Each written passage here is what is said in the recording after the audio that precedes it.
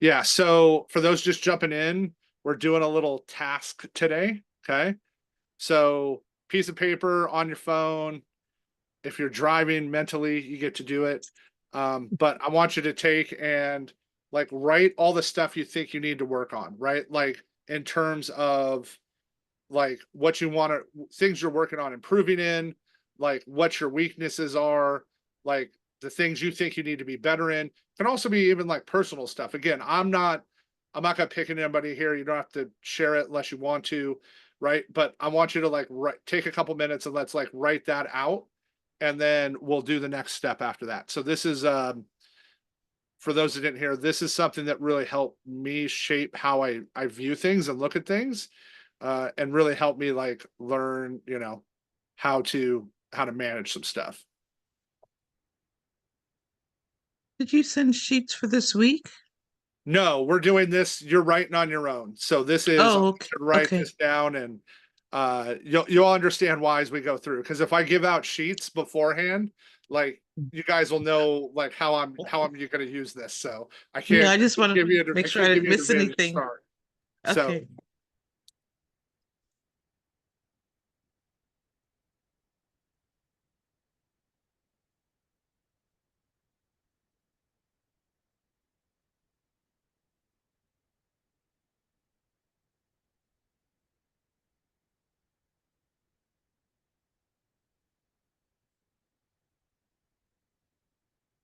I need like some Scott theme music during this.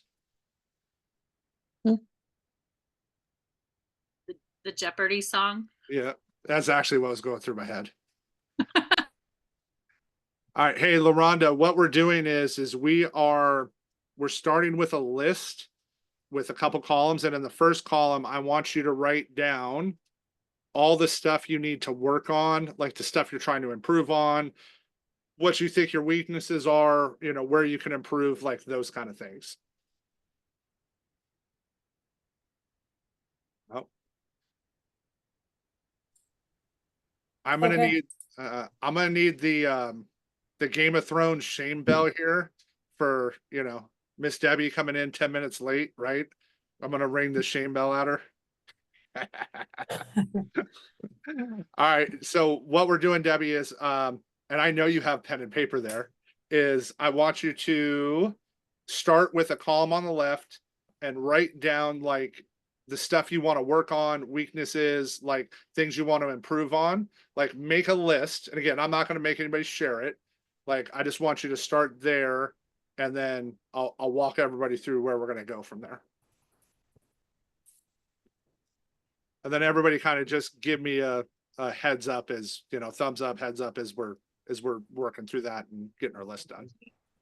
I can kind of tell who's writing and who's not, so I can kind of see it. So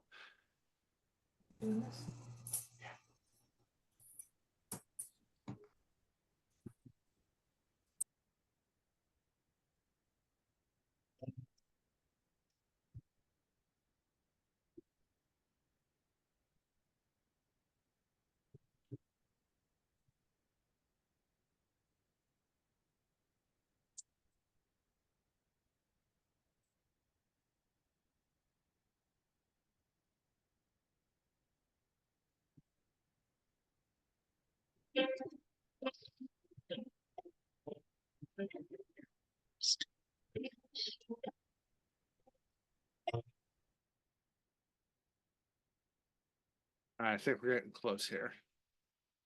Can't see everybody because they're not all on camera, but oh, no apologizing. I hope you feel better. At least you're getting it out of the way now, right? Like get it a couple days before conference, get through it, get rehydrated, and be good for coming to Denver. All right, how we all feeling? We feeling good? We got all that written down, like everybody kind of sort of there. Okay.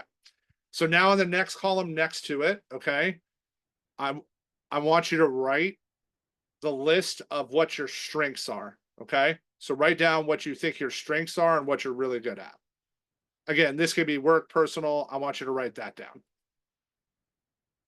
No. And Miss Debbie no longer has to wear the cone of shame. Miss Aisha is the latest now, and Debbie can pass that off. So, hey, Aisha, we're doing a little task here. I want you to start with a column on the left and write down the stuff that like are your weaknesses you need to work on, stuff you want to improve on in work and personal. Again, I'm not going to pick on anybody. You can share if you want, and I'll kind of show the task we're there. So start with that.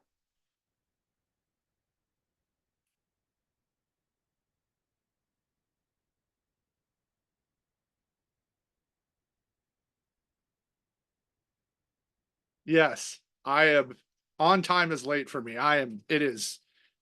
And I am married to, so well, Netta will really appreciate this. I am married to a Polynesian and they are allergic to showing up on time. Like we literally told everyone in her family we were getting married at 4 o'clock when the wedding was at 5:30. I'm not joking. Like, and we still started late. Like there is it is my thing. But it's a good way to tease everybody too. So it's gotta have a little fun here. It can't be super serious all the time. And then Aisha, like as you get through that, and another column like on the other side, what I want you to do is write down what you like, what your strengths are, what you think you're really good at, what your strengths are, where you're really strong there. And then kind of same thing. Once everybody has these, we'll kind of start the exercise.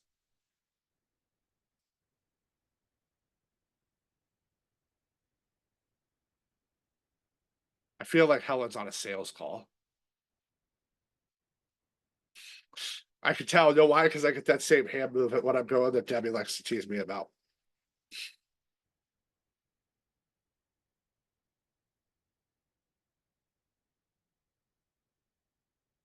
All right, kind of same thing. As everybody gets through this, kind of give me heads up, and we'll talk about it.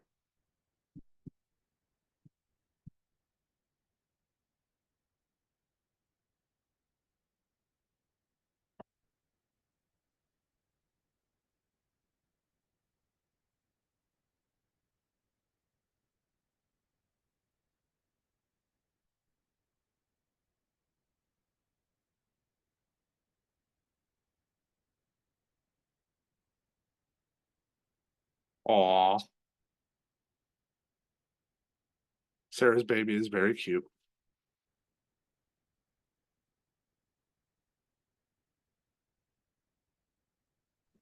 Thank you. All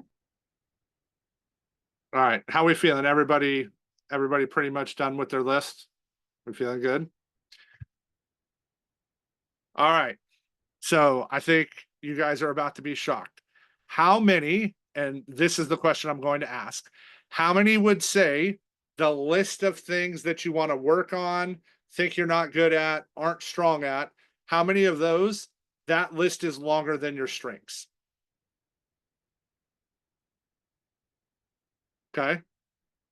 Like how close is it? Okay. Right. And then how many is your strength list longer than your weakness list? Okay.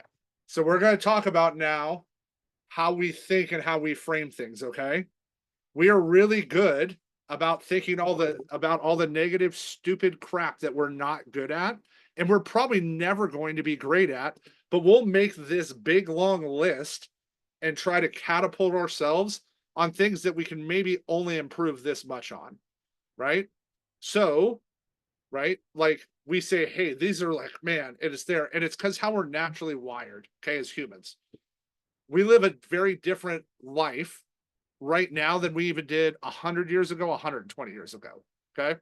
Like, think about our grandparents and great grandparents. Most of them didn't even have air conditioning when they grew up, right? Like, they didn't have air conditioning. Like, we are wired to be hyper aware of our surroundings and the negative things in the world because that's how you stayed alive. That's how you got not ate by a lion. That's how you got not ran over by a herd of buffalo, right? Like, that's how you got not attacked. You know, if you were someone coming from New York going out west, that's how you got not attacked by Indians, right? You had to be hyper aware of your sense, like surroundings. Well, now we don't have that, right? Like our lives are overall in a very different frame. The problem is our brain's still wired that way. Our brain's still wired to look at that instead of looking at the things that we're really good at and catapulting on those. Okay. Example, if you are a creative connector, and I'll use 5 voices. All right. If you're a creative connector, okay, you probably bob like a float on an end of a fishing line. You do really, really good, and then you drop down, and then you do really, really good as it goes up and down with the waves because of how you naturally react to your world. So you'll see them when it comes to work, like have a big few months and then it goes down, and then a big few months and it goes down. And if you can reframe the way you think about this job and how you're going to contact clients and how you're going to help them, it's going to change how you like how we really look at everything, right? So I'm going to work on how to talk to clients here and give you a few things I say that will help you, because one of the main things we want to do is let clients know our time is valuable too, right? We want them to respect our time. Okay. So we're going to reframe how we think about our time. Okay. And I did this task just to, it really helped me a ton because I really try to focus on now what I'm really, really good at, and I'm not trying to like something I can only improve 3%. I'm not trying to do. I'm trying to make the stuff that I'm really good at double, triple, quadruple, right? I'm trying to bell curve it up. Okay. So when we call someone or we text someone on a digital lead or we text, a client, how many of us say, I'm just following up? How many use that term? I'm just following up. When we say a majority of us use the term I'm following up, right? I hate that term. Like for me, that is the worst term ever, right? Um, that is putting all the power on the client. Okay. So I'm going to share some things to think about framing wise to do. Okay. So let's see, who do I see on screen? I'm going to pick on somebody new. I'm going to pick on Miss Sarah Thomas, who we're all about to get to meet at conference. How are we doing today, Sarah? Doing good. How are you? Good. All right. So you hadn't talked yet. So we're gonna pick on you, right? So if Mhm. I'm calling you, right, and instead of, hey, I'm just following up or I'm texting there, what I want to say to them is, does it make sense to? Okay.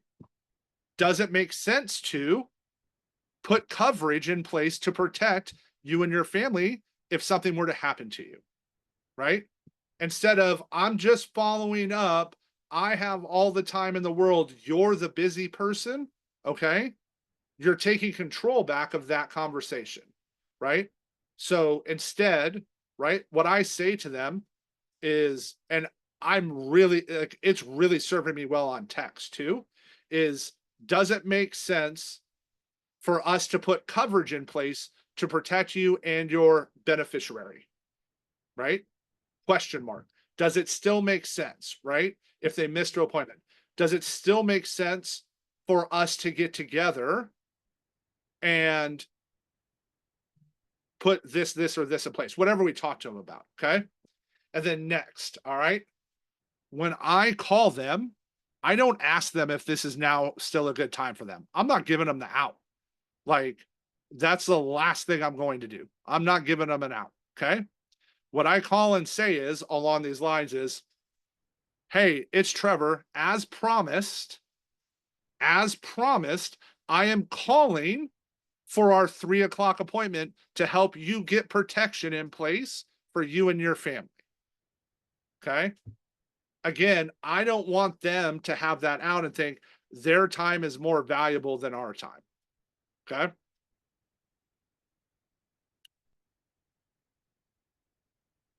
So why are we linking? Why did I start with what I did? Because it's all about how we frame things for ourselves and for our clients, right? Again, we as humans have a tendency to look at the negative instead of the positive. It's just how humans are wired. So we have to brainwash our brain into not being that way, right? So instead of thinking, hey, their time is the most valuable, laughing at Sarah's cat. I want them to understand our time is the most valuable. right? Like they need to respect our time. All right. And then next, what we're going to roll into is when I'm trying to give them back, right? People love to give their opinions on things, right? Most people love to share an opinion. Okay. So what I like to say is, and I'll do this if I'm leaving a voicemail or a text to like try to get an appointment back, try to get a response out of them. This is when I'm trying to like get down that road. I'll be like, "Hey, I've got an option now for you. I would love to get your opinion on. I have a carrier that has an option for you that we haven't discussed yet that I'd love to get your opinion on." Right? If you say it like that, they're like, "Oh, they want my opinion," right? Like they value my input into this as well. So it's reframing, right? How we ask that question. Hey, I got some policies and stuff at place I want to show you, right? Instead, right? I've got an idea option, right? Or I have an idea that I'd love to get your opinion on to help you get some coverage. Okay? Because again, we know they got to qualify for it. Okay. You know, I have an for those that are doing policy reviews, right? I have an option for you. I'd love to get your opinion on about some cashback value policies that could really help with tax-free retirement. I'd love your opinion on that. Oh, okay. Right. People love to give their opinion on things. So again, we want to take that and reframe how we are looking at things. Okay. That goes back to, right? Are we, when we're thinking about ourselves and calling these clients, are we thinking about, man, I need to really work on these? Or, hey, this is what I'm really strong at and moving forward from there. Right. So, um, if you just take, like, I'm going to keep this pretty short today. If you take those three things and implement what you're saying instead of following up, hey, I'm just trying to get a hold of you. Hey, you know, it's there. It's doesn't make sense as promised. And I've got an idea option I'd love to get your opinion on. If you switch to those three methods of contact, you will naturally get more response rate than you will otherwise because you're framing your position of authority, which we are, right?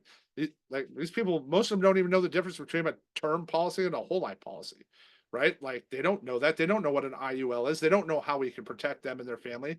They don't know what living benefits are. So remember, right?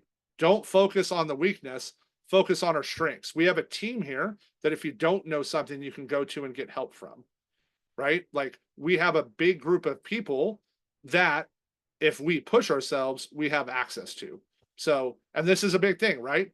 This goes in the good column. Like, hey, I want to learn how to get better. I want to learn how to like anything I can do to go to and listen to make me better. Even if I just get one thing, hey, I'm one thing better. I'm a 0.5%, 1% better today than I was yesterday.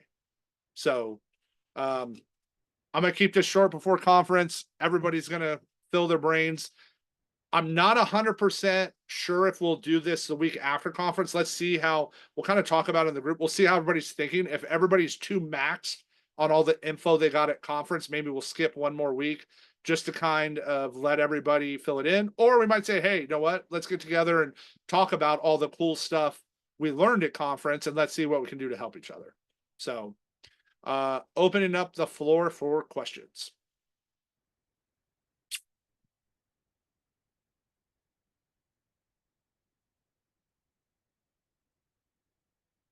All right, let's talk about that, Sarah. All right. Let Sarah put it up so we can talk about it. All right. Let's have that conversation. What gives you anxiety? Like what is it? I actually have no clue. It's just kind of sometimes you don't get the best people on the phone. And like, I think that a lot of times when we get phone anxiety, we think worst case scenario is like, people screaming at us or something. Right. But is it just a like would you say you have it when you're just picking up the phone dialing anytime? Yeah, Okay. pretty much when I go to dial. Okay. So what did you do? Like, what are your, I'm gonna help you like reframe stuff.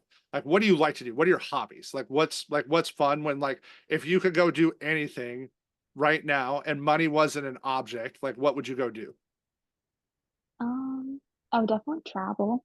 Okay, I like doing a lot of like hiking and nature trails, stuff like that. perfect. That's fantastic. Okay, so let's use that. What do you like about that? The peace that it gives me. Okay.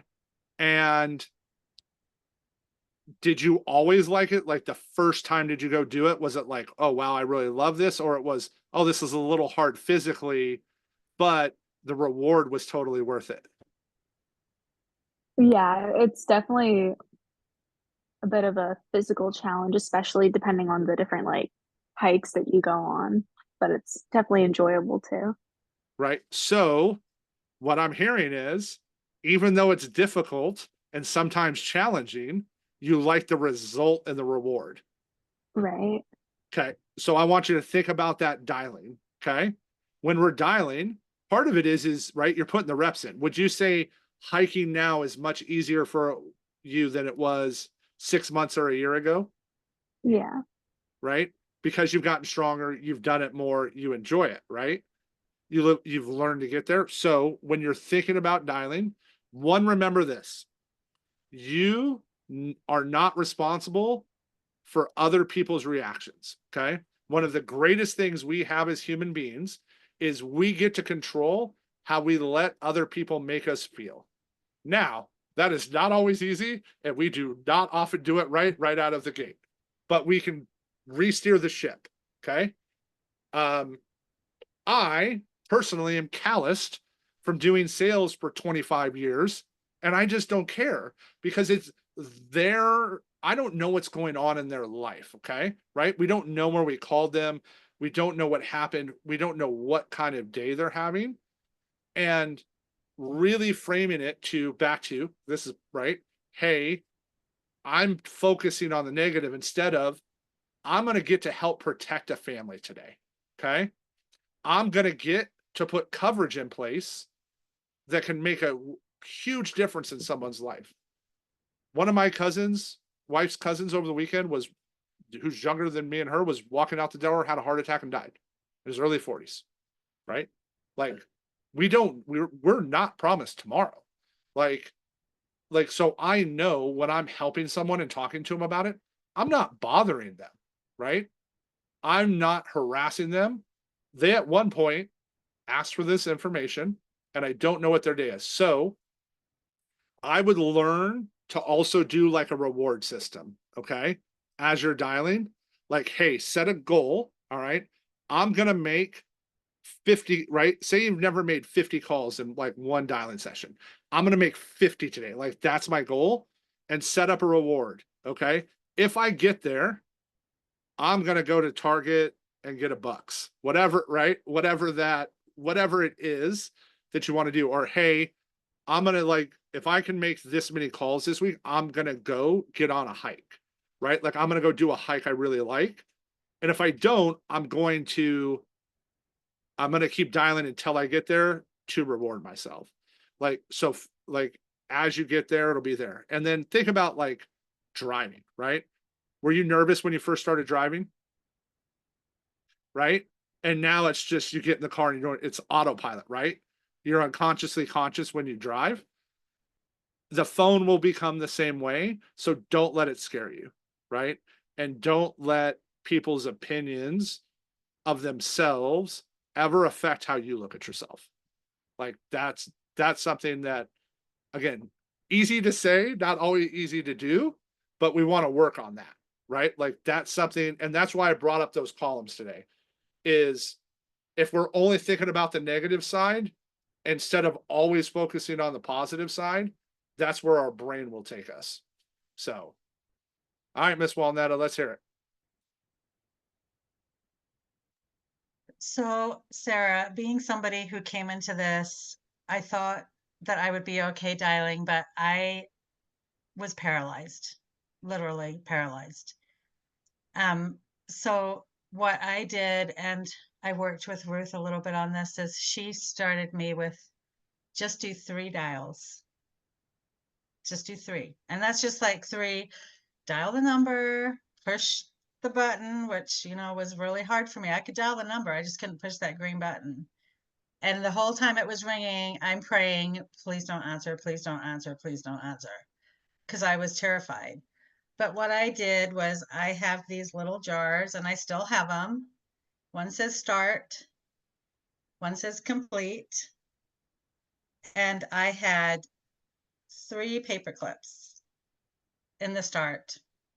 And every time I made a dial, I moved a paper clip from one jar to the next. And truly, I felt like I accomplished something.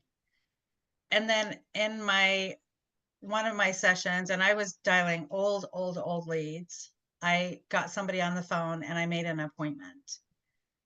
And that just really boosted my self-confidence. And it wasn't that I didn't think I could do it. It's just as soon as I saw that, I picked up my phone, it becomes very, very heavy when we have to dial that number. But just start a little bit at a time and then do a little more and then do a little more. Yep. And then do a little more.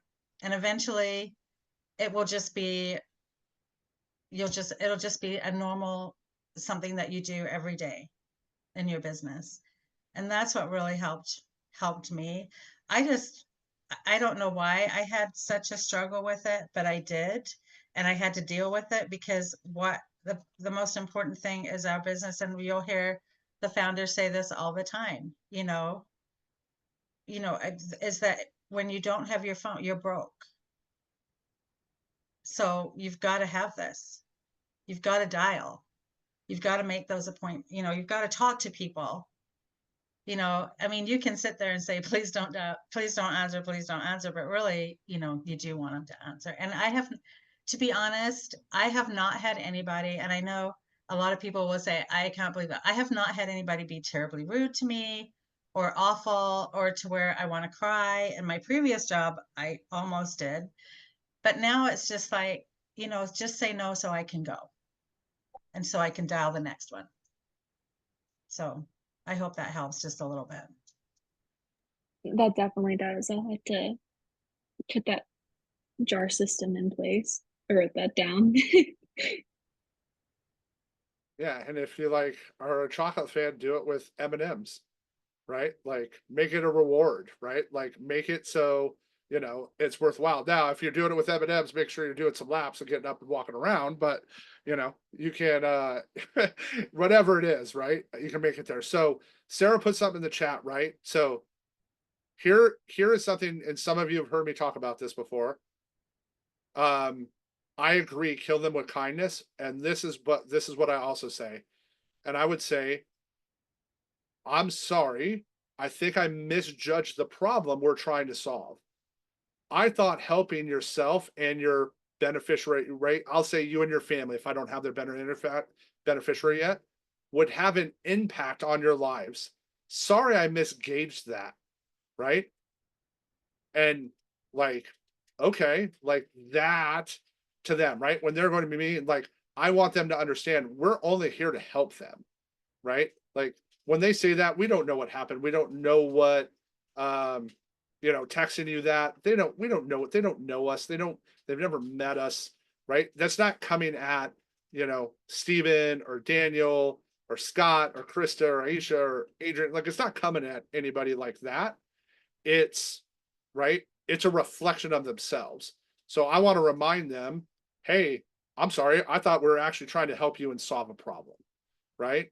And then that's a really cool way to respond to that. And I'll use that in different situations. And I don't say anything else because then they're like, well, 98% of people want to help protect themselves and their family. There's the 2% that, right, it doesn't matter what we say to them. That's okay. So, all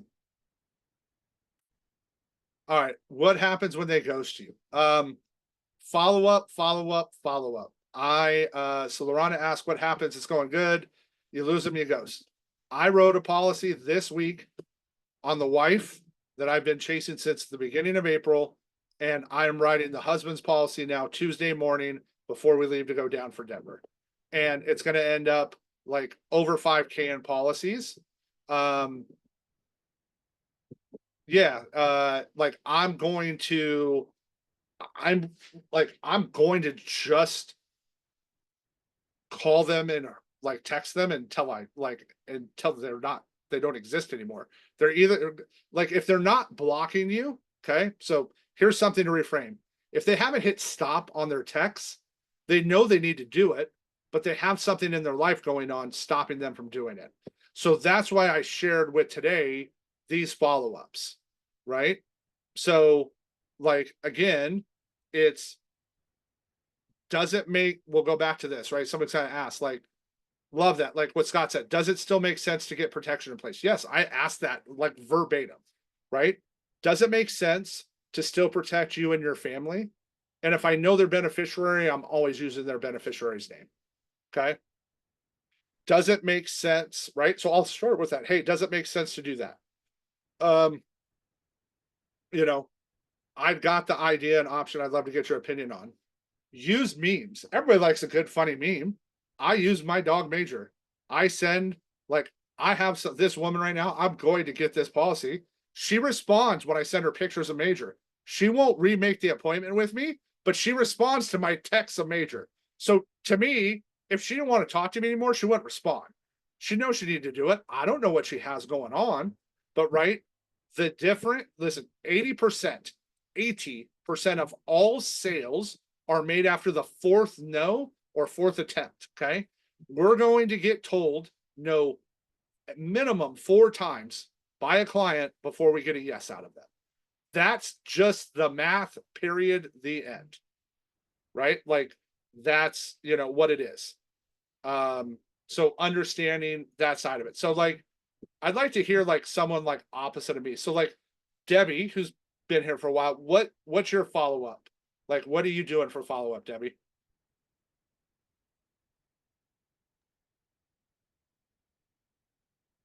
Yeah, hey. So follow up in the sense of when I'm trying to reach them, like my process when I'm calling them and they don't answer on the initial. Yeah, like how Yep. often, you've talked to them, you've met them, okay? Mhm. And then it's a ghost, right? Or I thought I had an awesome, like, right in your head, this is gonna be a great appointment, okay? And then, right? So it's that, and we'll talk about that. You're not so that Sarah, take that out of your mind. You're never bothering them ever.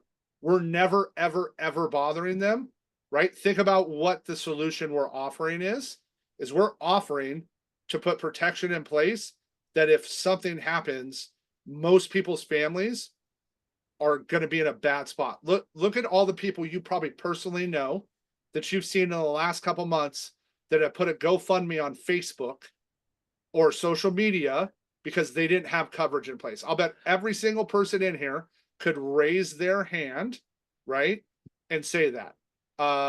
So Sarah, I actually have in the drive, you'll see I have a bunch of really cool stuff that talks about things you can do to like follow up in text. And if you're using Switchboard, there's snippets in there you can use, and you don't have to say it exactly like you, modify it to where it sounds like you, but go from there. So, all right. So Yeah. you heard all Yeah, that. So what do you do down that road, Deb? Yeah, so either, calling is best and then I'll text them. And I just keep it simple. I say that, that we were not able, calling saying, hey, we were not able to connect the other day. I hope everything is okay. Just reaching out to find a time to re-put you to, get you back onto my calendar. So it's always, in a positive, like we're still, like it's still important to them. But things happen. So I just kind of put that, because I learned that sometimes when they miss an appointment, they feel guilt, like they did something wrong because life happens. And then now they feel shame and they're ghosting you afterwards because now they feel shame and they don't want to confront that, right? So if I take that off the table and I have understanding, hey, I hope everything's okay, that nothing serious has happened, I'm just reaching out because we weren't able to connect. Let's get you back on my calendar, right? And that normally gets a response to get them, to get them back. And that's where I like that doesn't make, right? I'll say, does it make sense, right? To put protection in place and reschedule this and get you protected. Yeah, I Right? want to use that now. Like I didn't have that. That's why I we're like- doing this. Yes. Yeah, it's a, so like Eiley said, I'm not gonna ask them if they need more time. I'm gonna say kind of like what we've talked about today, right? Especially like say it's a digital, I'll pick a digital lead, right? Say I'm going through a digital lead, I've texted them, I got all their info, and then they missed the appointment. It's, hey, I'm, and I tell them up front, like, as promised, I'm gonna call up the one that woman was talking about was the one she called me. I call myself the pest. I'm like, hey, it's your favorite pest. Like when we got done writing her app, she literally was like, thank you for making sure I did this to protect me and my kids. Like, she knew she needed to do it and they didn't have it. Like it's most people know they should put this in place. It's finding out what their why is. So that's why I'm trying to ask them, hey, how do we frame this to get them into there? Right. Because I had example this week. I had a woman text me and say that skipped an appointment. Then she was like, you're a salesperson, you can wait for me. And I'm like, I was very aggressive at like, and that's my personality. I was very aggressive when I came back to her. And I said, first, I'm not just some salesperson. I'm not just sitting around waiting for your call. And I go, two, when protecting your family is more important to you than it is to me, you have my number, right? Like I'm taking it away. Like, oh, he might not want to work with me. And if she never calls me back, right, it is, but I'm still going to like just keep following up with her, right? Like, I'm going to call you until you tell me until you block my number. I've had clients that aren't clients. I've had people block my number before. I know because then I go call them from a different number. So like it's going to be there on that. So, all right, let's hear it, Eiley. So I have a story of one Okay. client about, ghosting and how Let's it's hear it. all follow up. I scheduled with this guy 7 times, and either he would be like no call, no show, or he would answer. And every time he would answer, I couldn't tell if he was like tired or like drunk or on drugs, right? Like just the way that he talked. And he would be like, I can't meet. Can we reschedule? Okay, fine. Right. So I did that. And finally, on the 7th appointment, when I sat with him, come to find out, you guys, he had just recently had a stroke. Oh, So he was going through speech therapy and all sorts of stuff. So it was hard for him to talk. And finally, this day, he was, in the mood. And when he told me his situation, I was like, oh, so that told me, like, okay, I need to slow myself down during this appointment, be patient with him because he had delays. I would ask him a question and he wouldn't respond right away, like he didn't hear me, but it's just because of his stroke. And at the end, I put guaranteed issue in place for him, and he thanked me. First, he said, "Thank you for being my speech therapist today," which I thought was funny. And then he thanked me for being patient with him and for, he said, "Thank you for staying in contact with me, and I'm so sorry that I kept, rescheduling with you." And I said, "No, like, you got to pass," right? So it really, like 7 times, you guys, I wanted to give up on that guy so many times, but like, it's all in the follow-up. And like what Debbie said, we don't know what they're going through. And I'm sure he felt a lot of shame for missing those appointments or having to reschedule, on top of he has the shame that, like, he's not the man that he used to be. He's not the person that he used to be because of this medical condition that he has. So like that's why we're here, you guys. Right. That's why we're here. Just we're humans helping humans, and we need to give ourselves grace and also give our clients grace too. Yep, we never know. I'll share this. Adrian doesn't even know because I haven't got to talk to her yet. So we had that client. We took the app on last week. It's a nice policy. I have been chasing him Like it's been a week and a half, like chasing him. And him and I like connected. We again, some of you heard me mention, we grew up 15 minutes from each other. We have very similar backgrounds, like, but we've come to find out he has a lot of problems. He has ulcerative colitis, bipolar, PTSD. The VA misdiagnosed him and put him on metformin years ago when he wasn't diabetic, but it still shows. So now he's out of regular primary care. So today, like I've been trying to get a hold of him. And then yesterday we were supposed to talk and he's like, hey, one of my kids just got out of jail today. He's like, let's meet tomorrow. I'm like, okay. So like he said, hey, I'm here. I'm going to get this done. And we got the big app in, and then I wrote $1,000 accidental policy for him and his kids. So, right, we got that in right away. So, but I've called and texted that guy every single day except Sunday since we first met. Like, and using the things I taught. Like, I didn't know his son was just getting out of jail, and his son had got in a fight and went and did something stupid. He had to go help his kid. Right. And he is like, I had to go deal with this. So we couldn't meet. Right. We never know. Like Isla just said, right. We just don't know what's going on. So like, as you're dialing, let that anxiety go away if they act that way, because we don't know what they're saying. Right. We don't know what they're going through. We don't know where they are. You know, when I fractured my wrist. So for those who don't know, I have 2 plates and 15 screws in my wrist. Like I can't feel my pinky. Like it's not great. During that time, I had all kinds of people calling me. I just couldn't talk to them. I didn't have time. I didn't sleep for 2 weeks. Like, you know what I mean? Like and I had stuff scheduled.